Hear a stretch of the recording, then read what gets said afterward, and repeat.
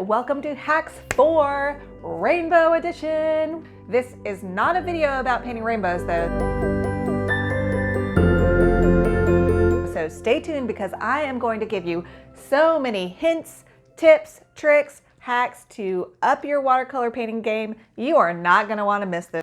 Oh, and remember, I will divide this whole video up into chapters, so you just hover over the timeline and you can skip to whatever interests you. Be sure to watch my bloopers at the end. And just remember, every time I talk about something, I will put a link to it in the description below, and I always appreciate it when you use my affiliate link. So excited, let's get going. And the first hack tip, I don't know what to call them, but that's just good stuff, is to use a photo editing app to manipulate your reference photo so that it helps you improve your painting. Let me tell you what I mean. So this is a picture that I took at Edisto Beach a couple weeks ago. And by the way, this is the inspiration for this whole video. And here is the moment. Take it away. Look, a rainbow. Yes, that happened.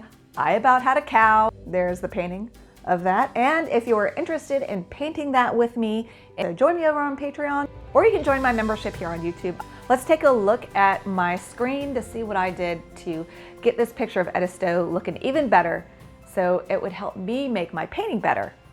So what you see me doing here is I'm just demonstrating how it looks without getting the values popped out, the dark's darker, the light's lighter, and it looks a lot more dull and lifeless if you don't do this. So you'll be surprised how much more pop your reference photos have when you play with the contrast and the brightness in your photo editing app, whichever one you use. By the way, I do have a video about how to use one of my favorite free photo editing apps. I will link it right here. Another thing that I do when the values in my reference photo are a little confusing, exactly like they were in this Edisto reference photo, what I had to do was put it in grayscale. And when you put it in grayscale, you can see the values more clearly without the colors confusing your eye. So when I put this picture in grayscale, I discovered something that I wouldn't have thought necessarily, that the rainbow is actually a lighter value than the rest of the clouds around it. So that really helped me paint a more effective rainbow.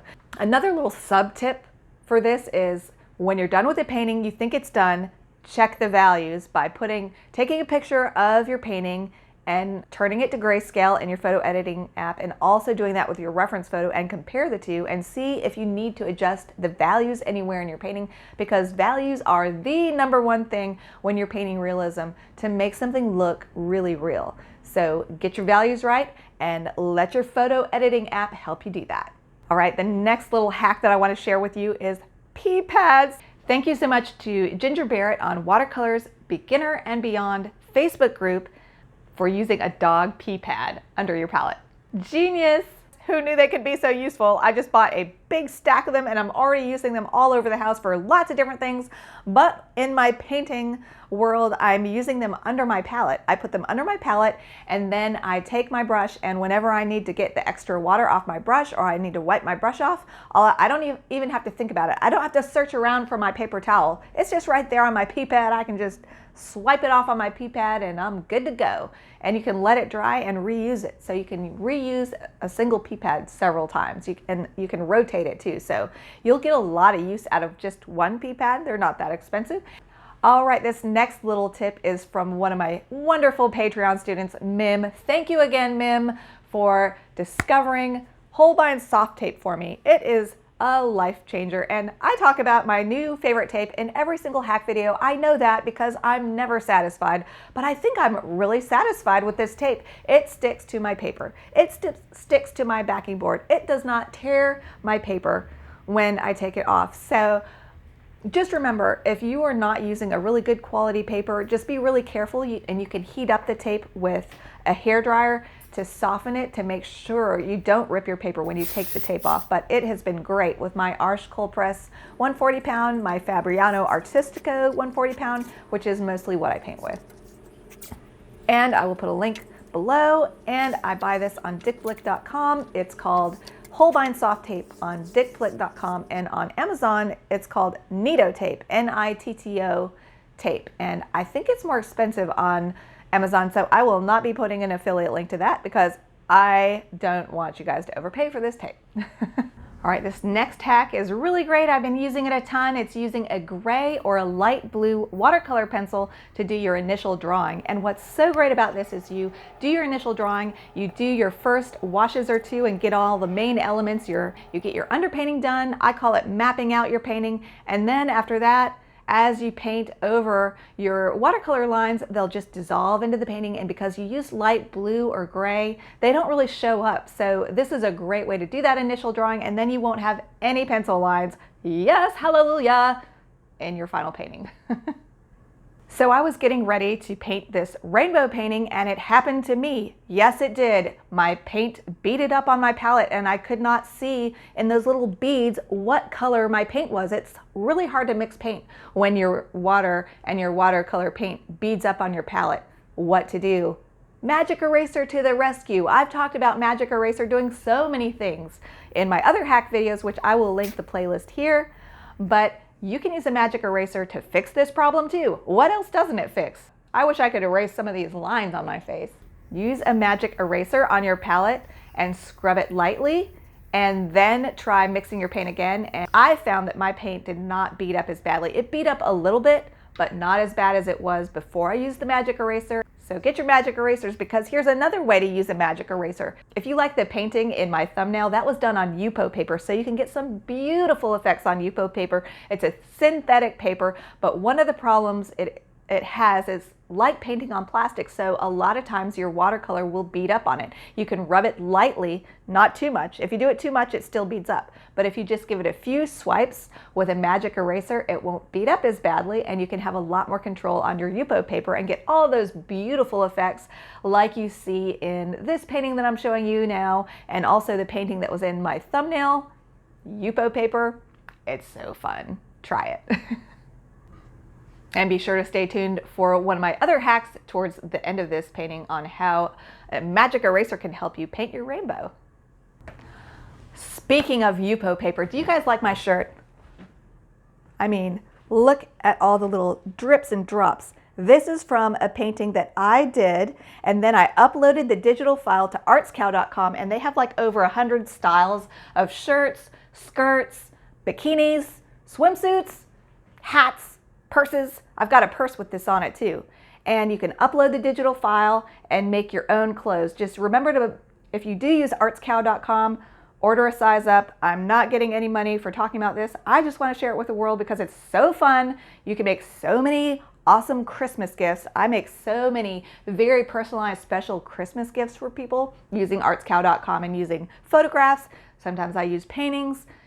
The sky's the limit. But if you like this particular painting that I did for my shirt, and you would like to make your own shirt with my painting, you can buy digital files from me on my website. So I will link those. Okay, this is more of a watercolor tip, and I just want to talk to you about my favorite rainbow colors, and these are my favorite primary colors to use for almost all my paintings. And I typically always paint with a limited palette of just 3 colors and sometimes a few others thrown in. The colors that I use to paint most of these rainbows are Naphthol Red by M. Graham, which has a very special pigment in it called PR112. By the way, to really understand what pigments are in your paint, look at the pigment on your paint tube, and then you can look that up in all these watercolor painting and like handprint.com, where you can research paints. You can look up these pigments and learn about them, and that's how I learned about M. Graham Naphthol Red. And apparently M. Graham is the only paint manufacturer for watercolor that uses PR112 to make red, and it is gorgeous. It's not too staining. It's perfectly red, so it mixes with both yellow and blue, which means it makes a great primary color, and it's really transparent, so it makes beautiful washes, and it's really light fast. All right, my next favorite color is Holbein Aureolin. I've been looking for a good yellow. I feel like quinacridone gold is really pretty, but something about it isn't natural looking, and Holbein Aureolin is another one that is really light fast. Holbein Aureolin mixes equally well with the other 2 primaries, so it makes a great limited palette color. And also just know that some Aureolins are not light fast, but the pigment that Holbein uses in Holbein's Aureolin is light fast, so it's a great transparent color. It's not staining, and it mixes well with the other two primaries. My next favorite color is not a primary color, it's a secondary color. And by the way, it's called secondary because it's made up of two colors, blue and yellow. Make green, that's why they call them secondary colors. So purple, green, and orange are your secondary colors, and I always mix most of them, but for this particular green, I love Daniel Smith Permanent Green Light because it has such a warm, youthful green that it's hard to mix. So I always keep this on my palette, and I included it in most of my rainbow paintings. My other favorite primary color for blue would be Daniel Smith Ultramarine Blue. Now actually, you know what? I regress because my favorite ultramarine blue is Winsor & Newton. This Daniel Smith, I've been playing with it and it granulates out too much, but my favorite ultramarine blue is Winsor & Newton Ultramarine Blue. It mixes well as a primary, and also if you want an even more transparent option, use cobalt blue. But if you want to use your blue to mix a black, use ultramarine blue because it will mix darker colors.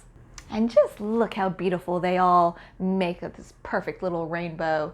That's a Yupo paper rainbow. All right, this one's just pure fun. This would be a great project to do with kids. Did you know you can paint on anything with watercolor? You can paint on canvas, you can paint on wood, you can paint on cloth, like I'm gonna show you right here. How, you ask? Watercolor ground. Daniel Smith makes watercolor ground. And not only do they make watercolor ground, but they make it in so many different colors. This one that I'm using is pearlescent white. They make a gold, they make a simple white, they might even make glossy, I'm not sure. They also have black and a few other colors. And you can paint this stuff on cloth, let it dry, do another layer, let it dry, and then you can paint on it with watercolor paint as if you were painting on watercolor paper. And look at my results, they really came out great. And one thing that I would suggest, what I did was I sprayed it with this fixative, and this is my fixative, and I used that at the end after everything was dry.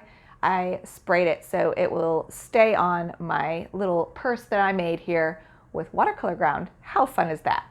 I'm always looking for ways to up my game with my watercolor because I'm always wanting to bring new and improved content to you all. So I take classes online now and again, just like you all do. And I found this class on Domestika by Laura McKendry about painting with found objects. It was so cool. So I had watched this video and then I went to Edisto on my little trip and I got all kinds of cool stuff to bring home and try painting with. And one of the things that I brought home was a feather. So I painted with this feather, and yes, that is what is on my thumbnail for this video, me painting with a feather. I painted a rainbow with a feather and it has such cool effects. And I also tried it painting a cat just to get really beautiful, natural looking brush strokes so they don't look too stilted. So that is the payoff of painting with found objects. They make really interesting edges that are really dynamic and alive looking. For some reason, painting with a paintbrush can really result in some stiff looking brush strokes. But if you go out in your yard, go to the beach, whatever, find some things, found objects, and paint with them, you can really have a lot of fun. I also went out to my garden and got a leek bloom. So I was painting with this, and this makes really cool fur texture. So I will be working with my students on that. I also got this, look at that. It's beautiful. It's like black, pure black and pure yellow coral. I haven't done it yet, but I want to try painting little whiskers and things like that with these. This is what you saw in my thumbnail. So that's my feather. Oh, a really fun thing to do is to get flowers and use different parts of the flower as a stamp. Hey, you don't paint with a sunflower, do you? I'm trying to come up with some creative solutions. What do you think? So I made some really cool flower stamps once. There's all kinds of things that you can do. So really use your imagination, use those found objects. And by the way, Domestika was kind enough to give me an affiliate link to their classes. So if you're interested in taking the same class I took from Laura McKendry on Domestika, I will put a link down below. All right, my next hack comes from Judy Breedlove, another one of my wonderful Patreon students who shared this with me, a toothpaste squeezer to neaten up your toothpaste tubes so you don't waste any paint. So let me show you how this works. You just put your little whacked out paint tube in this thing and it will just smooth it right out, and you'll have a nice neat little tube of paint and you won't waste any of it. And by the way, when you get the last drop of paint out of your paint tube, you can open it up, you can cut it open and just use your paintbrush and use that paint in there too. Paint can dry for years, and all you have to do is reactivate it with water, and voila, it's fine. You can paint with it again. All right, this is another thing that got sent to me because one of my hack videos really took off. And again, I'll link my hack videos here. A couple manufacturers sent me their products to try. And this paint palette, I have always been one to say you should paint with professional quality paint. But this paint palette makes me change my mind. If you don't want to spend a bunch of money on paint and you really want to give watercolor paint a go, I would highly recommend this paint set by Mia.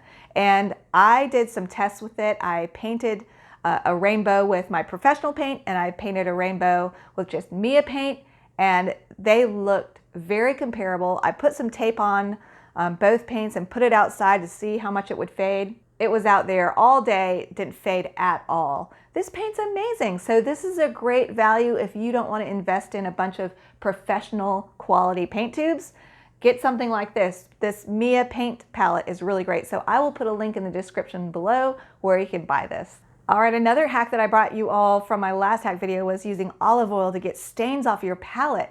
And then someone left me a comment and he said to use an eraser to get rid of palette stains. So I tried it and yes, it works. So palette stains don't really bother me, but if you have palette stains that are really bothering you, try magic eraser and try just a regular eraser. And you can try olive oil. Just be sure if you use olive oil to use some good strong Dawn soap and really wash that stuff off before you use your paint on it, of course. All right, are you ready for some bonus how to paint rainbow tips? These are really great. So I've been practicing painting rainbows, and one of the things that I learned that works best to paint a rainbow is not to paint each color one at a time onto the paper. It's to put all the colors on a flat, wide paintbrush, and then all the colors are on your paintbrush, and then you swipe it.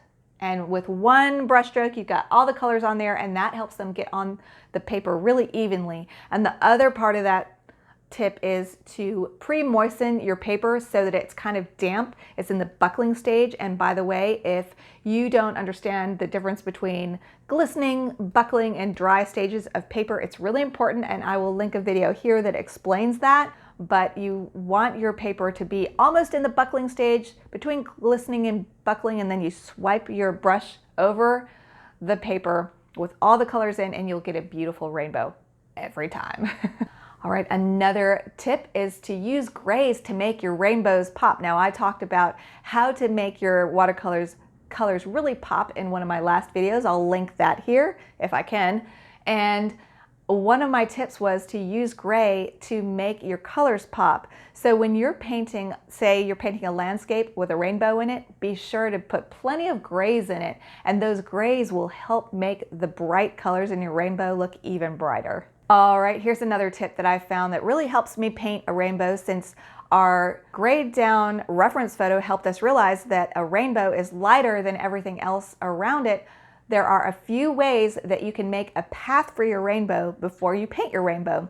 So one way you could paint your rainbow painting is just to paint your sky as usual. And while it's all still wet, you can take a wrung out, damp, clean water brush and just run it over the rainbow path, clean it out, sop it out, clean it out completely and wring it out and then get it damp again, and then keep doing that and just lift the paint out of your rainbow path to get a nice light clean area where you can then paint your rainbow. Or you can use magic eraser for that. If you're painting dries and you decide, hey, I want to put a rainbow in there, and you've made the smart decision to use good quality watercolor paper and you've used non-staining paint, you will be able to use a magic eraser to erase your rainbow path with a magic eraser, even if your paint is dry, and then paint in your rainbow. So that's another way to do it. All right, my last tip is a problem that I ran into, and this is easy to do. You got your rainbow too dark. So what you can do is you've painted your rainbow, let it completely dry, and then go in with a paintbrush that is not too stiff, but it's got some nice spring. And that's where these Zen Art synthetic brushes really came in handy, because they're stiffer than my Silver Black Velvet favorite brushes that I use for everything, but those are really soft brushes. And synthetic brushes they're a bit stiffer, not too stiff, but they're stiffer, so they make really great gentle, soft scrubbers. So you can use those to gently scrub with a lot of water in your brush at your rainbow and lighten it up. And I was able to lighten up, especially the red part of my rainbow needed lightening. So I used a very drippy, wet, stiff, I could use a stiff drink. But anyway, Ginger Barrett gave me this idea about the pea pot, shared this idea on Ginger, so annoying. La la la la la la la la la la la. Are there any rainbow songs? Because I'll sing a rainbow song to you, but yeah, that might be bad actually. I probably shouldn't do that.